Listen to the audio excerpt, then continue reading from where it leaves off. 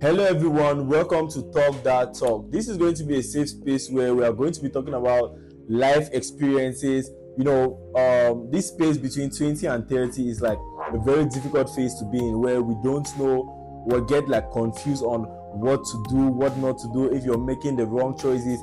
And it's difficult to get through this most at times because we don't have someone we could like go to when we have like difficulties or struggles. So this is going to be where we are going to be talking about love, heartbreak, life drama, and all the chaos that comes with it.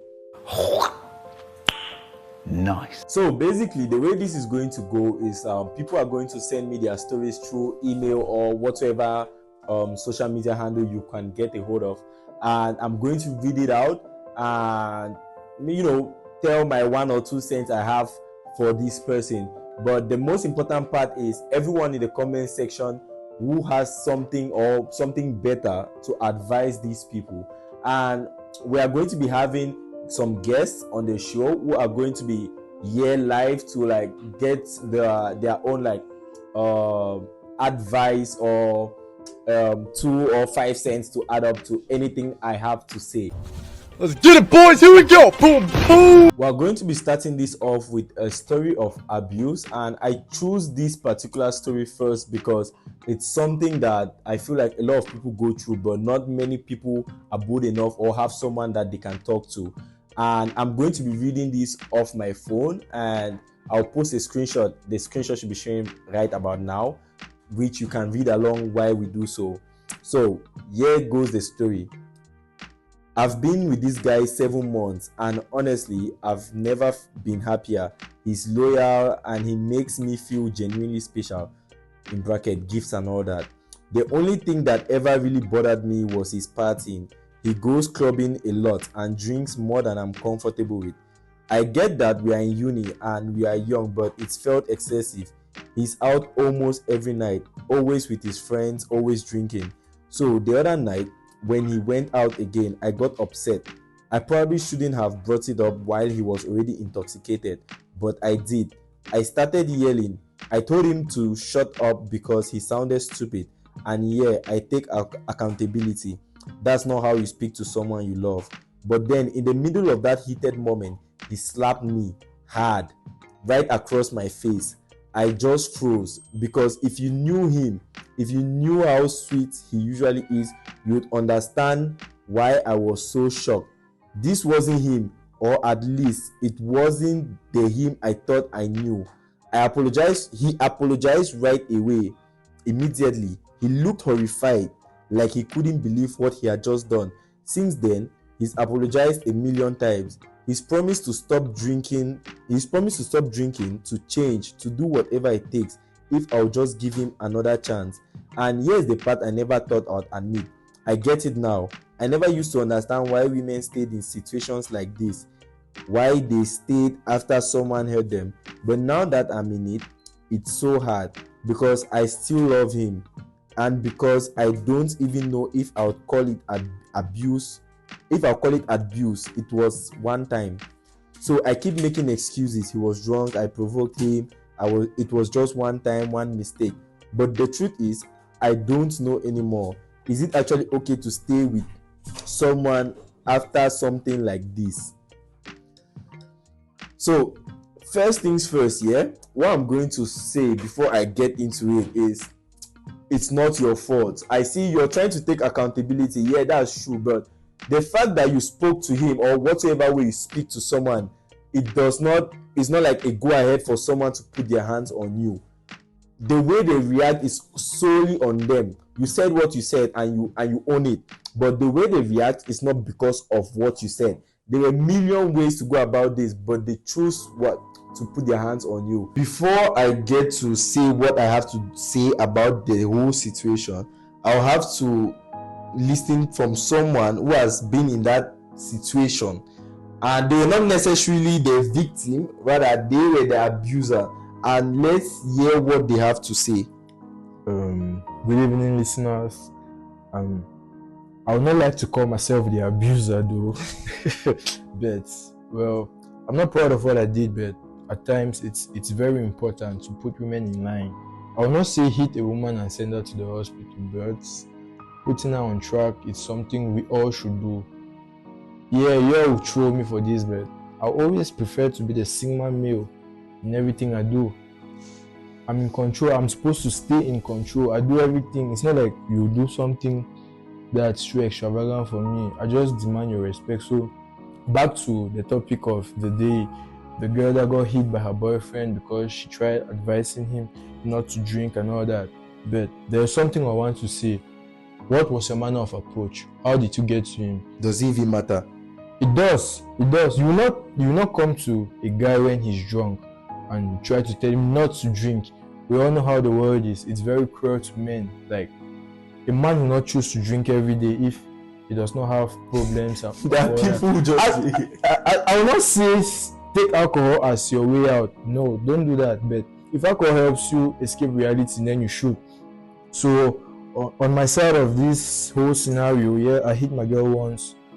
We were dating, and one night she asked to go out. I told her no, don't. I'm not there to protect you, and you're going out with your friends. So I'm not sure what y'all are going to do. We all know women, when they drink, they get high in the club, no control. They tend to do crazy things. So she came back late when I told her not to go out, and I tried talking to her, and she was so disrespectful in front of my friends and all that, even texting with another boy. In fact, boys, when I was trying to talk to her. So I got pissed. Like, I've been taking disrespect for a while, but that night was the height of it. So I had to put things in line. But I did not really abuse her, but a slap is an abuse. So yeah, it was very necessary. I'll stick to the point that it is very necessary. But don't date a guy that will hit you. We all react to things differently. We are all humans. They'll hit you today, and if they can hit you today, they'll hit you tomorrow. So it's best you stay away from a guy that will hit you. So you've changed from what you were. Yeah, I cannot do that no more. I don't even want to date. Like, I'm afraid to hurt anybody, because after doing that, I felt like the devil. Like, I mean, I got up in the morning the next day and I looked in the mirror. I did not see myself. I saw someone else, and that was around 5 a.m. I had to go out and exercise at 5 a.m. in the blistering cold during the rainy season, under the rain. Bro, I had to leave the house. I could not look at her. I could not sleep with her on the same bed, and I was preparing for a tournament. It got me so demoralized, but I did my best though. So imagine it was a selection tournament and I failed just because of one slap. So the best ways to handle things is not to be rash about it or talk to people in such a way that will provoke them to react in a way you not like. So before doing something or saying something, like, try to picture what will happen based on that.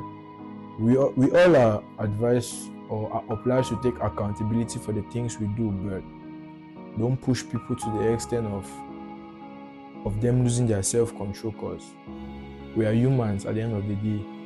We obviously react in different ways. Some react by hitting you, some react by walking away, but most will react by hitting you. So if you want to date him, you're free to. If not, you should talk with him and see how he's going to react. Does he change for a month and goes back to what he's doing, or will he change for good? Those are the kind of things you're supposed to look into. And if you think avoiding him is best, you're lying. It's going to fall apart. If you avoid him for a week, he's going to move on. No matter how much he loves you, avoiding him will hurt him the more, and he will move on. So it's up to you to pick the best strategy that will work for both of you. And that's all I have to say for now. All right, thank you. So we've heard what other people have to say about this, and me for one, I totally against the fact that putting your hands on somebody. I don't want this to be a gender-based something, because there are situations where women are the one putting their hands on men. Whatsoever be the situation, do not use your hand on somebody else. If it's too much for you, walk away. So now, my sister, what I have to say is, don't go back to that relationship. Now it's a one-time thing. You say it's just one-time thing, and you try to make it be as if it's your fault for the way you spoke to him. Yes, there are ways how you have to talk to somebody, but that is not reason enough. No matter what you do, be it the person had a bad day, you spoke to the person rudely, or whatsoever, you cheated on, whatsoever happens, no one has the right to put their hands on you. Once that happens, that should be all. Let it go. Some of the lessons that we are going to take away from this story is, number one is, you all should be able to like recognize red flags. You will not tell me that you've been in a relationship with someone for 7 months and repeatedly they are drinking excessively, out of control every now and then, and you're still in that relationship. That's already a cue for you to like bounce out of there. Secondly, protect your mental health. You see all this from that moment. If you are going back to that relationship, know fully well that it's not going to be the same anymore. It's never going to be the same. All the trauma and all that is still going to keep on coming in your head. Or whenever you're in like a heated argument, you're going to have a flashback of that moment. So protect your mental health. And thirdly, what I also want to add from this whole situation is, love yourself. Love yourself. And loving yourself does not mean that you don't care what other people feel or how other people think, but it's like putting yourself in a situation where your happiness is not controlled by someone else. You say you love this person. Yes, it's okay to love this person. It's okay to love this person and still not be with them. And that's not making you weak, it's making you strong. Being able to walk away is what strong people do. It's not something for the weak. So love this person, quite alright, but the choice to stay with this person is solely on you. And most of the times, loving someone is not a choice. Sometimes we just love people, and choosing to be with them, that's different. Now I'm asking you, or whosoever is facing similar situation, walk out of that relationship while you still can. Today it's going to be one slap, tomorrow it will be 3, the next minute you have a broken bone, the next minute you are. Thank you all for watching. Whatever advice you have for this person, you can drop it down in the comment section below. They'll be there waiting to see what you all have to say. And if you love this video, please like, comment and share. And if you have any other story or whatever that is troubling you, that you will need other people's opinion on the whole situation, you can feel free to send an email. Everything is going to be on the description. And see you all next time. This is episode 1 of Talk That Talk. Many more to come. We are going to keep getting better. Love. Bye.